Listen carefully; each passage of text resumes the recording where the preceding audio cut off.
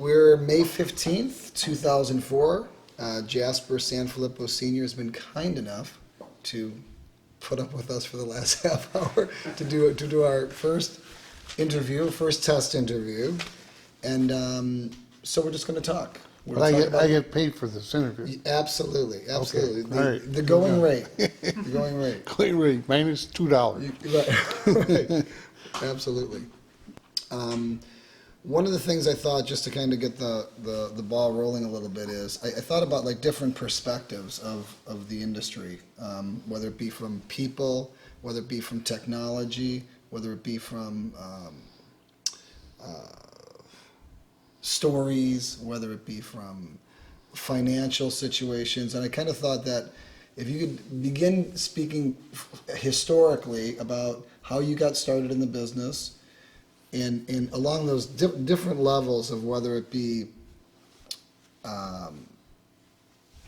well, let's just start with that. Why don't you we'll have a conversation about that, how you got started. We're talking historical? Historical. Okay. What year did you get into the business? When I was 4 years old. 4 years old. That would have been 1936. Okay. 35. Okay. And my father used to take me with him all the time, even when he went on a truck and made deliveries and whatnot, and even when he worked at the plant. Since my mother had just had 4 children and found it difficult to take care of me because I was kind of a nuisance, he took me everywhere with him. But anyway, I can remember when I was 4 years old and our plant was on Division Street, and I remember the plant was 25 feet wide and it was 110 feet long, and they had 2 long benches with women sitting on both sides of the benches, and there were approximately 200 women working at that time, and these women would actually shell the pecans. They would peel them like they would be cracked with a mechanical cracker that was hand operated. And there were about 40 men who did the cracking of the nuts, and there were 200 women who actually did the shelling of the nuts. And these women were paid about 13 cents a pound for seedlings, and they were paid 6 cents a pound for cracking the paper shell, or for shelling paper shell. That amounted to, on a 10-hour day, they would be lucky to make $5 or $6 a day. Those were the good ones. The ones that weren't quite as productive didn't even make that. And the men were paid, they were paid 4 cents a pound for cracking the end shell. And I have 3 examples of those crackers, and I have my father's original cracker. And they would actually put the nut between the die, and then they had a long handle that would drive the die into the nut and crack it. And they had to sense the length of the nut so they wouldn't smash it, or so that they would not crack it enough. And that was a pretty tough job. And when I was 5 or 6 years old, I was actually operating one of those hand crackers. And I was so slow at it that all the girls wanted my pecans that I cracked because they were easier to shell. The guys, since they were on piecework, they were cracking real fast, and they didn't crack as good a quality as I was cracking small, but I wasn't getting paid for piecework. Mm-hmm. So that was my first recollections in the business. And I started, I had a really passionate interest in the business from very early on. And when I was 12 years old, I built my first machine to help process pecans. And this was a shaker, which would shake would have screens on it, and it was driven by an eccentric, and it would shake a deck which would size the pecans. And I built that when I was 12 years old, and I just was passionately interested in the technology of pecan shelling from a very early age as a result of that. And it's really done us a lot of good, the technological background that I have in the shelling of pecans, because today I think we have one of the finest shelling plants in the industry with respect to the state-of-the-art technology. Mm-hmm. I'm going back again to when I was 17 years old. That was the first time I attended National Pecan Shellers Convention, and that was in 1946 or 47. And How many people were there? Do you uh, remember? there were probably at that time about 40 to 50 40 to pecan 50? shellers. Yeah. There were three really big pecan shellers. There was, of course, the Funston Company, Winston, yeah. and there was the Southern Pecan Shelling Company. And trying to think of another large one at that time. There was the L.D. Roberts Company, which is very substantial at that time. But there were mostly much smaller shellers. In that time frame, there were about 16 or 17 shellers in Chicago itself. And we were a very small sheller. The most we ever shelled prior to 1963 was about 350,000 pounds a year. What kind of crop size do you did you have at that The time? crops were much smaller than I remember. The worst crop we had, I can't remember the year, but it was only 110 million pounds. Yeah. But usually the crop was around 180 to 225 million. Okay. In 1963, we had the largest crop ever. That was a 400 million pound crop that year, and I don't think we've ever duplicated that size crop. But anyway, I it's think going the back. closest so far is like 394, something like that. What? 394. I They think is call it yeah. that, but it was really It was less than that. well over 400 million. No. 394. I think was the closest. 263. I think we had something that was in the high 300s or something. We can check that. Yeah. But that's incredible though. What? 1963. I mean, 1963. and that was before there were no Western orchards. No. Right, Well, there were Western, but they were pretty small at the time. Most of them really were in the southeast. Okay. Most of the nuts. And that was the first year you took over the business. That was in 1963, and we had such a large crop that year that pecans got down to 11 cents a pound for seedlings. And I thought to myself, and that was my first year buying pecans, you know, how can you lose money on 17-cent or 11-cent pecans? And I figured out how you lose money on 11-cent pecans.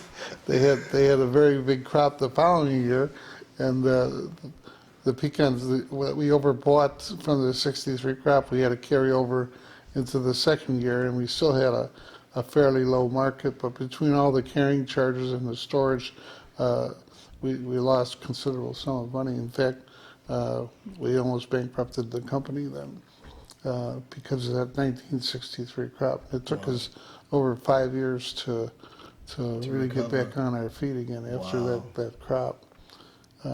Pecan industry is exciting, and it's a lot of fun sometimes, but it can really deal you some pretty sad blows when the market goes against you. But anyway, going back to the time that I attended my first convention, and then also we had the Chicago Pecan Shellers, which I had attended since I was 15 years old. And both those groups were a group of bigger shellers and smaller shellers, and I learned a lot with being with them, and it was a real inspiration for me to attend those meetings, and probably even increased my awareness of the industry and also my ambition in the industry. The same thing was happening with two other sons of shellers, and that was Sam DiGregorio and Joe Graziano. We were all born within a year of each other, and we were the only companies that survived the shelling industry in Chicago, actually, and today are still in the business. But it's unique that the three of us, were almost the same age, almost had the same passions and the interest in the business, and have been fierce competitors ever since. So ask me another question. Okay. No, that was wonderful. That's great. Yeah. One of the names that comes to mind, just bouncing off it, What the Messino didn't Messino was used to have a just- shelling operation on Yeah. Clark Street There or something were- like that? Yeah, you know what, I remember, I was president of Chicago Pecan Shellers Association when I was in my early 20s, and I remember that we were 12 shellers in Chicago that belonged to the association, and Barsotti was by far the largest. Reese was second. Oh, so Tina was a sheller? Yeah, I didn't know that. yeah, he was Okay. a sheller. The second largest sheller in Chicago at the time. Wow. Then the D. Calamari Company was also a large sheller. They had a plant here in Chicago, and they also had one in Louisiana, but they didn't run the plant in Chicago. Frank Corey was the owner of it, was really up in years, and his son really ran the plant in Louisiana. But they were probably the third largest in Chicago. Then we had John Morrow, the Morrow Brothers Company. I remember And that name. we had at the time, it was called the Porter Products Company. That was the company that Charles Graziano was associated with when he started shelling pecans. He didn't stay on his own too long and was bought out by the Porter Products Company, and they were an investment company, and they had a fairly substantial operation back then. Why did Chicago end up being such a hub for shellers? It Distribution? actually had, the industry started in Chicago. There were at one time over 70 shellers in Chicago, and I'm going back now into the early 20s. And the reason it really started in Chicago is because of the Kelling Nut Company, and also one of their divisions, the Susu Nut Company. And they had a tremendous need for shelled pecans, and there was no industry at this time. There was no shelling industry, and the Kelling Nut Company would actually buy the in-shell nuts, and they would give it to these small shellers who would shell it and then earn so return it much to a them. pound. And that's how my father started in the business. And that goes back to 1922, when everybody was hand cracking the nuts and hand shelling them, and it was the beginning of the industry, really. What was Myers? When did Myers get into the? Meyer came in really late. They came in probably in the 50s. Champion Machine Company was the one that had They were invented the before. first cracker. Okay. And that was the cracker that I was most familiar with. I remember, again, as a young boy, my father had bought 2 Champion crackers, and he would stay at the plant 24 hours a day just feeding and running those crackers, because it was cheaper to do that than pay the fellows to hand shell can't crack them. Also, they did a much better job of cracking than the human element could. How soon before you got the first Champion cracker did you take it apart and think about all the things that you're going to do to improve the process? Well, it's a funny story. My father never learned how to take a cracker apart. He probably didn't know a screwdriver from a hammer back then, and that was kind of a detriment to the company. So I learned how to take a cracker apart when I was 7 or 8 years old, and I got so familiar with that cracker that I could just listen to it and tell you whether the pawl was engaging and whether it was cracking. That's the way they were supposed to have been cracked, and it was a good background to grow up in the pecan shelling business. But we had the crackers until the Champion crackers. We had those until the 60s, and then we converted over to Meyer crackers. So we were rather late in getting into the Meyer cracker compared to other people. They had already had them about the middle 50s. It was the same principles as a Champion, except they were much heavier built, and they were better designed with respect to the quality of the steel that they used in the cracking box, and so they were a superior cracker. They also had a very heavy-duty feed chain on them, which the Champion didn't. In the Champion cracker feed chain, they would break all the time, and they were almost a full-time job just to keep the chains repaired on them. At that time, we had about 30 Champion crackers, and I used to come to the plant every day after school, and my first job was to fixed a change that broke during the day. But, How did you sort, now there's, in-shell sorting by, what is it about, by eighth of an inch or a quarter inch? That your Sizing. in-shell sizing, in-shell grading, Yeah, in-shell we sizing. didn't. Yeah, you didn't. We So didn't. how did that work with the pot? Because they shell them one at a time. it didn't work good. So you had a lot more breakage. We had a lot more breakage, and our halves had a lot more pieces. Most small pecan shellers back then, they weren't really very sophisticated, and they really didn't shell enough volume of nuts to where they could really afford to buy expensive equipment. So you could almost say we were like a part-time sheller. We would shell maybe 3 or 4 months of the year, and then we'd shut down until the next crop or the next season. When did your father's company begin handling other products than pecans, other than pecans? We really didn't start handling them until after he died. Okay. You know, So you were a pure pecan sheller. We were a pure pecan sheller until he died, and And then what year was that? And then Was in the that- '60s, we started to branch out into Okay. other varieties of nuts, So but you- really in a small way, nothing like what we do today. Right. So he died in the late 50s or early He 60s? died in 1963, 1963. Okay. and that was the year that I took over the Took company over, right, right. With the big crop. with the big crop. Boy, what a tough year 63 A was big for you. test. Very, very difficult entree into the business. What, Yeah, I didn't finish the number of shellers please, please do. in Chicago. How many do you have there? You've got Bersati, Risi, Messino, De Calamari, count 1, 2, 3, 4, 5, 6. Yeah. Then Kelly Nut, A Susanette, Generoso Nut Company, Generoso. S&A, They were always called S&A? yeah, mhm. Okay. Deluxe Shell Nut Company. Okay. How many you got now? 2, 3, 4, 5, 6, Two. There you 7, go. 11. United Nut Company, Okay. 12. trying to think, who else do we have back then? What was Graziano's company called then? Porter Here's Products. Porter Products, yeah. Yeah. That was Charlie, right? Yeah. Why don't you read what you have, Jim? Bersati, Uh-huh.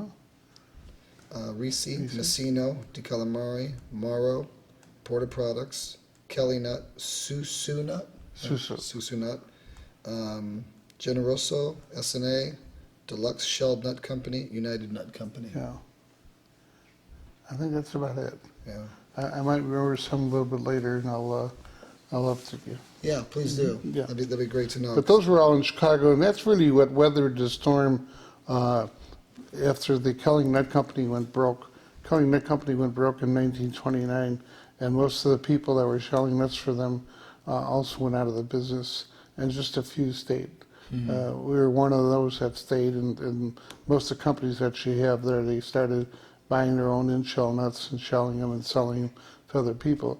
When we had Kelling, they used to buy the nuts. We used to shell them, and we used to toll shell them for Kelling. And they supported, like I say, as many as 70 home operation type pecan shelling companies.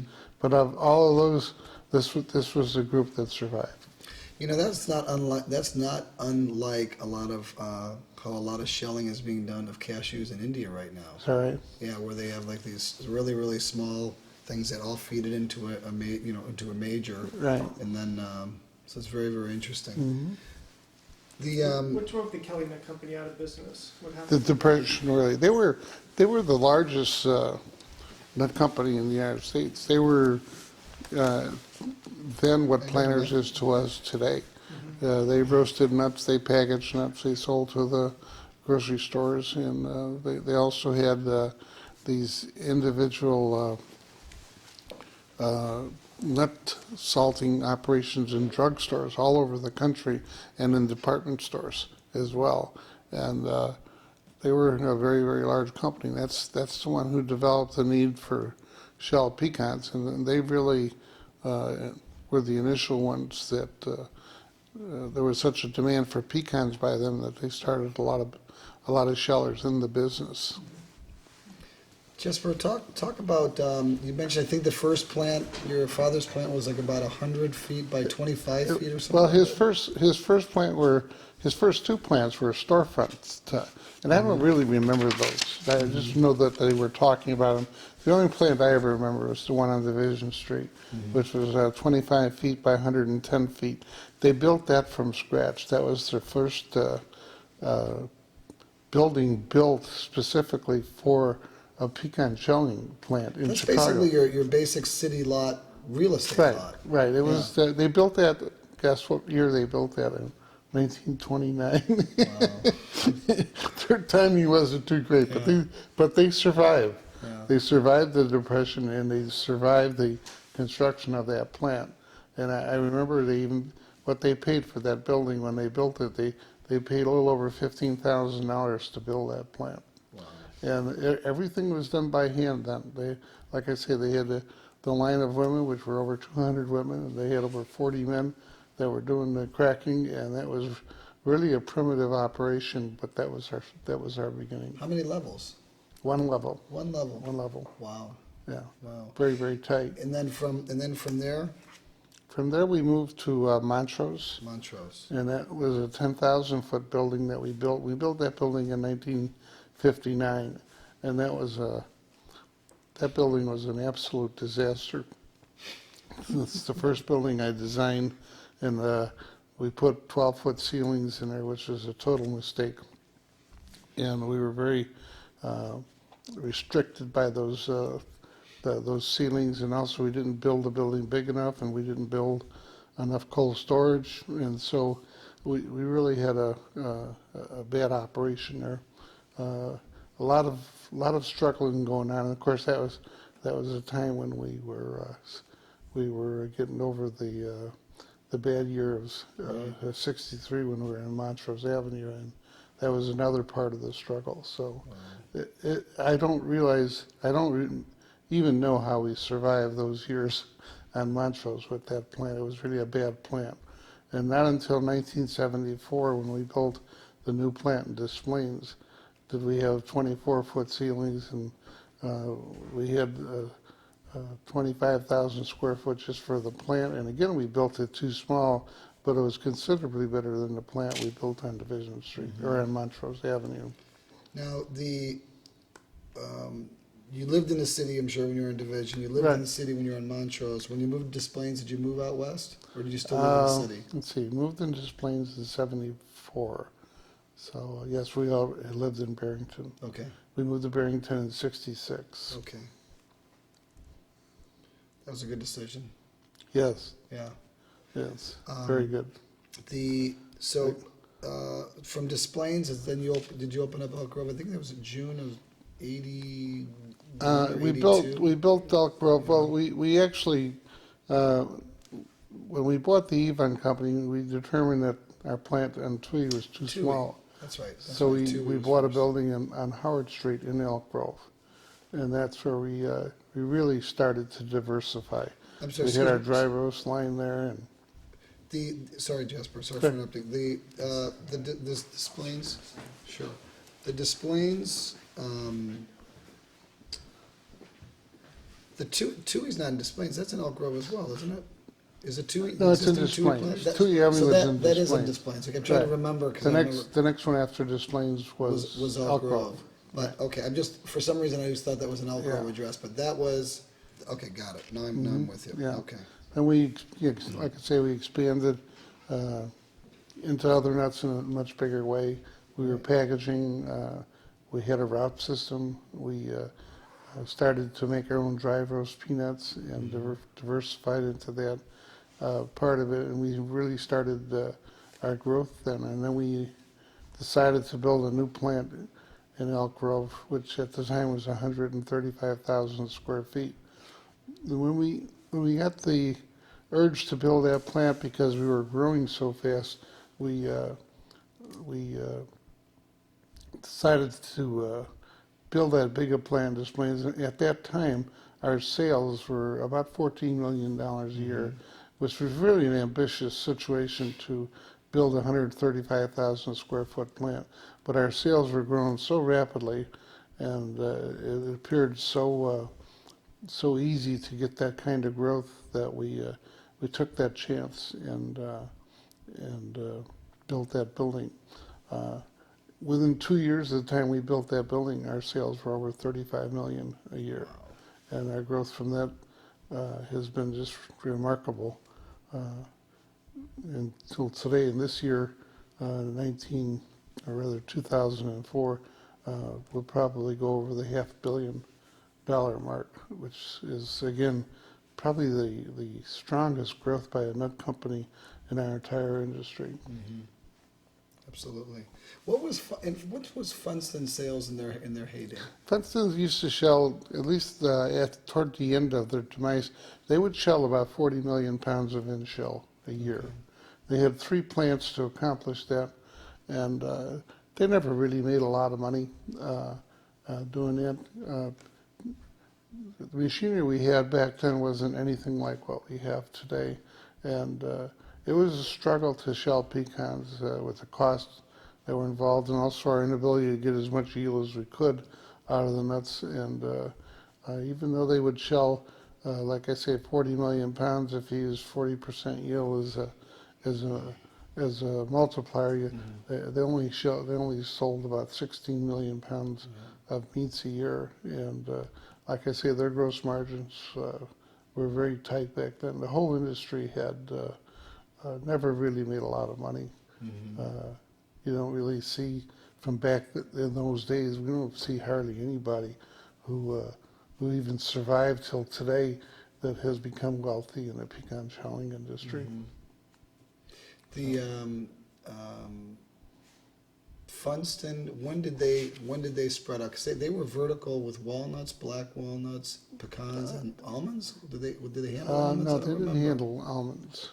I remember the Yeah. 3. It was Black walnuts. walnuts, pecans, and I'm not sure. I think they did maybe have almonds because that Almonds, yeah. spun off to Tenneco then. Yeah. Yeah, yeah, they also were in that. And then Pet bought them. Were they? Was there someone named? They were part Funston? of PET when they started to diversify, Okay. but they really didn't have the know-how to get into those other businesses, Yeah. and they didn't last very long at all. They built their walnut shelling plant. It was a total fiasco. They just didn't know what they were doing. That wasn't the S&W plant, was it? Was that? Trying to remember which walnut plant was there. Was the one in Modesto? It ended up being the Tenneco plant. I don't remember what it was initially. Yeah. I'm sure some of the other people would, but Yeah. I don't remember which one was their plant. What? Let's talk about a couple people. Okay. While we're on. Coop, my old boss. Your old boss. Yeah. Cooper is one of my teachers. Really, I really had a lot of respect for Coop. He always took a special interest in both Joe Graziano and myself. He was an extremely kind man, and he represented us in our first entry into the packaged pecan business. Oh, is that right? And his company was the Kellerman Company, and it was an unhappy situation he had there because he inherited a partner there who was an accountant for the company, and through hook or crook, that accountant took control of the company, and he was very devastated by the whole thing. And then, of course, later in his years, he had gone completely blind from the diabetes, and I really had a lot of respect for him then, because in spite of that, he still made sales calls, and he still was very active in the business until he passed away. Yeah, I have a very quick story about Coop. When I first got out of college, I worked in a men's clothing store part time because I wasn't being paid much at E. Skinner. That was before Kellerman and Skinner merged. I was a retail broker, and so when Kellerman Skinner merged, I had the chance to go into the industrial group, and Coop interviewed like 25 people from this now 110, 115 person organization that he wanted to get an assistant or another salesperson. So I was just about to quit E. Skinner. Thought, what the hell, hone my interview skills and go in and be this guy. Who was average. Marilyn Lorch was, of course, Coop's secretary. Marilyn said that each of the interviews lasted between 5 and 15 minutes. Mine lasted 2.5 hours. And so it was just very, very clear that we were going to work together, and it was a very exciting time. So anyway, talking about him still going on sales calls, while I was working in a men's clothing store, Mark Shale is the name of the store, he would come and shop from me, give me business, which was great. And so then we would braille, because Valerie was feisty and wouldn't always help him get dressed. And when the day she was mad at him, she'd pick an awful tie and shirt and all that. So he said, enough of that. He goes, Jim, I want to do this all myself. So we brailled. Tie number 1 goes with shirt number 1. So he had braille things for all of his clothing to match properly, and he was so proud that he could go, Coop, looking hot today, Coop. It was great. Yeah, he's a good man. He's a wonderful man. Rose Musso. Rose, we really go back a long time. When I was 17 years old, my father said, this summer you're going to go out selling. And I had just got a license a year before that, and so I got together a bunch of samples and I went out selling. And I was out for almost the whole summer. I didn't sell anything because I really didn't know what I was doing. But I made a call on her, and she gave me my first order. It was for 5,000 pounds of amber pieces, and I'll never forget her for that. So I brought the order back to my father, and I was so proud. He says, she won't pay the bill, so we're not going to ship them. Oh, yeah. So I finally prevailed upon him to go ahead and ship the nuts, and she did pay the bill. But she really gave me my start as far as the salesman was concerned in the industry. Rose is a wonderful woman. Rose was she was a hard worker. She was in and out of being in really bad shape financially almost till the day she died. She was still always had financial issues, but she was a very hard worker. She was very creative. She knew how to run her business. She was probably one of the best buyers of imported nuts and pecans, I thought, in Chicago. And she built on her own. She built a business that in sales that was bigger than any of the 12 people that I've outlined to you in pecan shelling. And a lot of people didn't like her because she was really successful. But she was she did everything by hand. She had really no technological know-how in the industry. She never really got into canning nuts or packaging them. She was a very tough operator, and she was really a cheap seller, and that's why she alienated a lot of the other people in the business. And between that and her growth in terms of sales, she really became something in the industry. Tino. What can I say about Tino except that he's a really nice guy. But I didn't realize until today he was a sheller. Yeah, So, he was a yeah. sheller. There were really three people in the Ricci nut company. They were all from the same town in Italy. They were really nice people. They built that business through really hard work. And after 2 of them died, John Marsali was alone in the business. And again, Tino didn't have a college education. He didn't have any technological skills at all, and he really wasn't a whole lot of help to his father, especially in pecan shelling. And but he knew how to roast nuts, and he could talk to customers, and they achieved a degree of success, but not in pecan shelling because, again, they lacked the technological background for it. And so they went out of the shelling business while John was still alive, and they just concentrated on their small nut roasting business on Superior Street. Yeah. But at one time they had over 40 Meyer crackers, and they were really a company to pay attention to in Chicago. And did they shell right there on Superior? Is that No, where they they were? shelled on Huron Street. On Huron. Is there a Huron or Erie? I can't remember. Yeah. But they had a 4-story building there, and they had a situation where they would crack nuts in the top floor and work its No way doubt, down to the yeah. floor. And it was a fairly nice plant, Mhm. considering. They had a fellow working for them, I can't remember his name. There were two brothers. One of the brothers died, and then one brother continued to run it, and they had a really bad year in the industry. They had a couple of really bad years, and they got out of the business, and the fellow that was running their pecan shelling plant went to work for Sam DiGregorio. Really? Yeah, and he was good. He knew the machinery. He could get production out, and I think he really helped Sam a lot. A lot Mhm. as Sam was growing because of his knowledge in the industry. Sam really got into the business late, where I grew up in it when I was 4 or 5. He really didn't come into his father's business till he was 18 or 19 or even 20. So he didn't have the background that I had in it. Was Sam formally educated? Did he go to college? Not that I know of. I think Yeah. he did some courses afterwards, but I don't think he ever got a degree You studied mechanical engineering at Illinois, right? in Illinois, in Chicago or down in Both in Champaign? Chicago and Champaign, and I graduated from Champaign. You know, I couldn't get into U of I. What? I couldn't get into U of I. I had to go to Southern. I couldn't get in there today, I bet. I'm saying you graduated what year? In '53. 53. Okay. Yeah. How you feeling? Want to go a little Great. more? Oh, good. Good, you're good. Givens Young.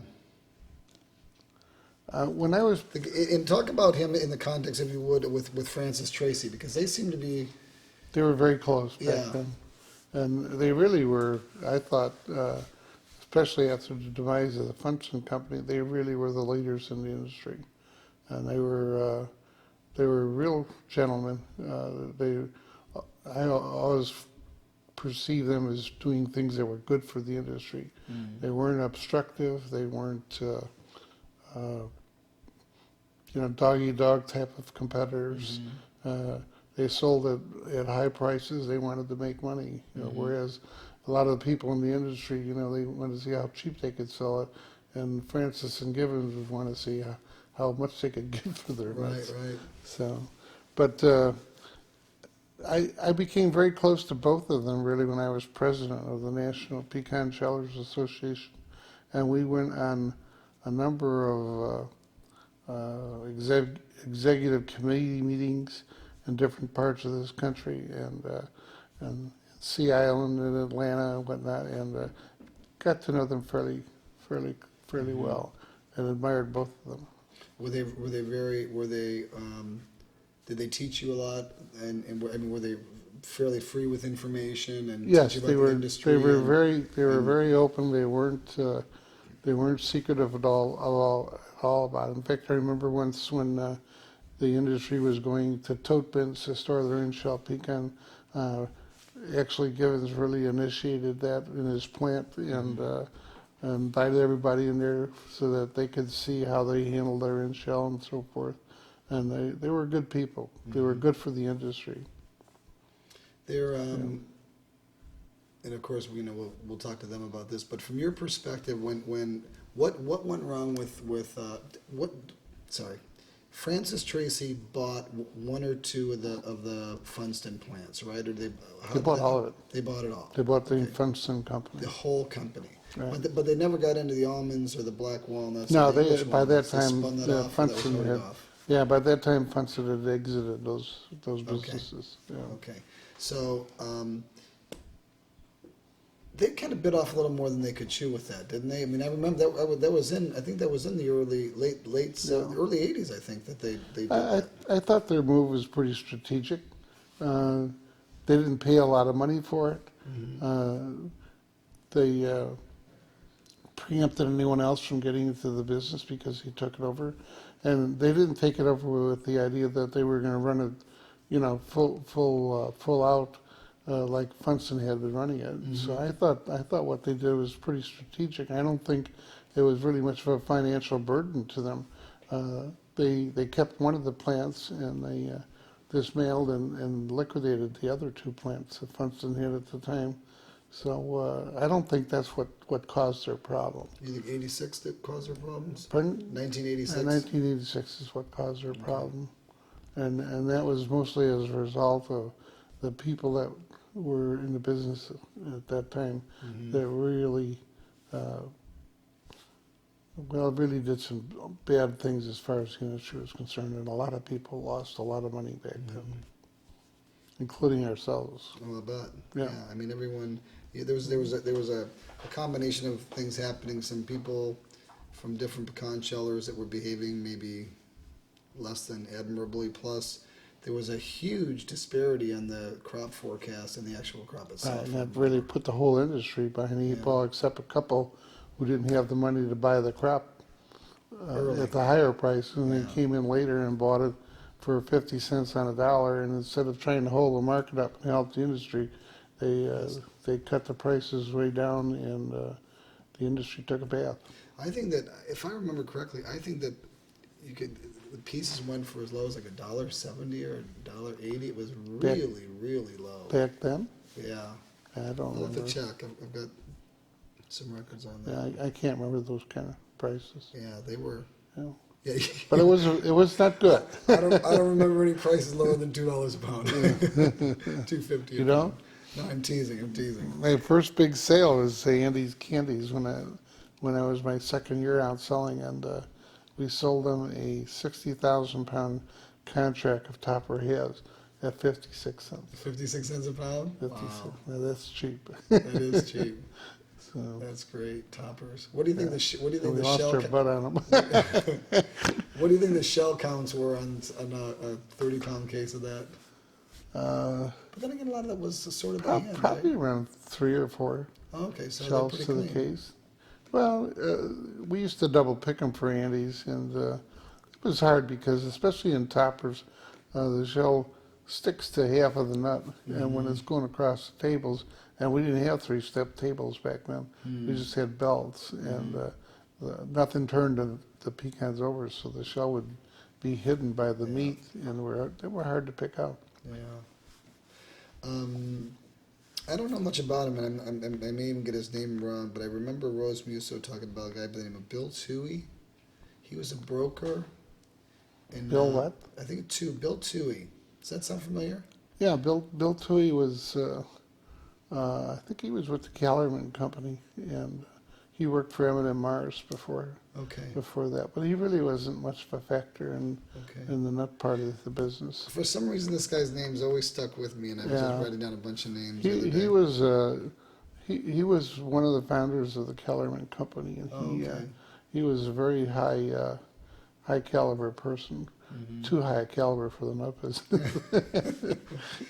I remember. He was a meat eater. I remember Rose telling me a story about that he would never go on the expressways. He as all these expressways were being built in Chicago, he never go to anywhere. Not that he was afraid of them or anything, but just that was just he knew the ways to get around the city far better than using expressways. So that was very interesting.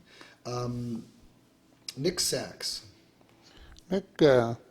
Nick's father was the originator of his company up in Minneapolis, and he was a son just like I was, and he grew up in the business, and very, very, very smart man, very astute, and their company went out of business sometime in the 60s, and then he became a broker and worked for the Newsom, as a lot of brokers did. And The University of Tony Newsom. right, I think it was the 60s. It may have been later than that, but I remember selling him a lot of pecans when he was a buyer at the Sachs Company, and Was he buying He in never shelled was that time or really- shelled? He was buying, pardon? he was buying He shelled? bought shelled. Yeah. Sachs was like Fisher, except Okay. not. They were in the same type of business and packaged and canned and did grocery business, but nothing like the stature of Fisher.